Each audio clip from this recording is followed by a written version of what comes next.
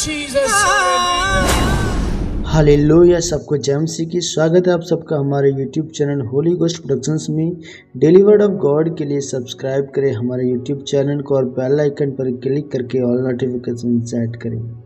आइए आज हम मेरी भविष्यवाणी की पुस्तक में से आज के पवित्र वचन को पढ़ते हैं जो परमेश्वर की दासी पास्टर सोनिया यशुफ नरोला जी के द्वारा लिखा गया है।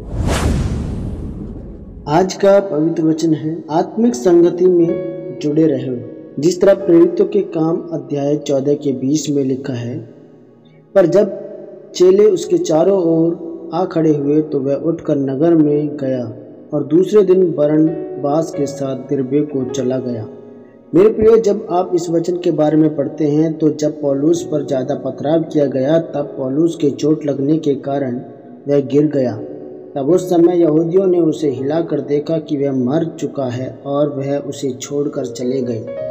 तब जैसे ही पौलुस के चेले उसके पास आकर खड़े हुए उसी समय पौलुस खड़ा हो गया। पौलुस चाहे जितना मर्जी सामर्थ्य था, पर जब वह संगति के अधीन हुआ तो परमेश्वर ने उसके जीवन में कार्य किया, क्योंकि वह यह जानता था कि उसके मुंह में सामर्थ्य है, इसलिए उसने अपने मुंह से मौत का अंगीकार नहीं किया था। इसलिए मेरे प्रियो, आज आपका संगति में बने रहना बहुत जरूरी है। वैसे ही जब साउल शमूएल नबी के पास से वापस जा रहा था तो शमूएल ने साउल से कहा कि जब तू उस रास्ते में से होकर जाए तो तुम वहाँ नबियों के दल में से होकर जाना। और जब वह नबियों का दल उसे मिला तब उस पर परमेश्वर का आत्मा बल से उतरा और वह उनके बीच में नबूवत यानी भविष्यवाणी करने लगा। तब उस समय नबूवत चली कि क्या साउल भी नबियों में से है, लेकिन साउल नबी नहीं था, पर वह उस अभिषिक्त माहौल में रहकर वहाँ नबूवत करने लगा। जब आप संगति में रहते हैं, पवित्र आत्मा से भरे लोगों में रहते हैं, तो आपका जीवन कभी भी एक जैसा नहीं रहता। इसलिए जब आप सुसमाचार सुनाते हैं, चर्च में दरिया बिछाते हैं, संगति करते हैं, प्रार्थना और उपवास करते हैं, तो आप परमेश्वर के ध्यान को अपनी तरफ खींचते हैं। तब वह अभिषेक आपके जीवन में कार्य करता है।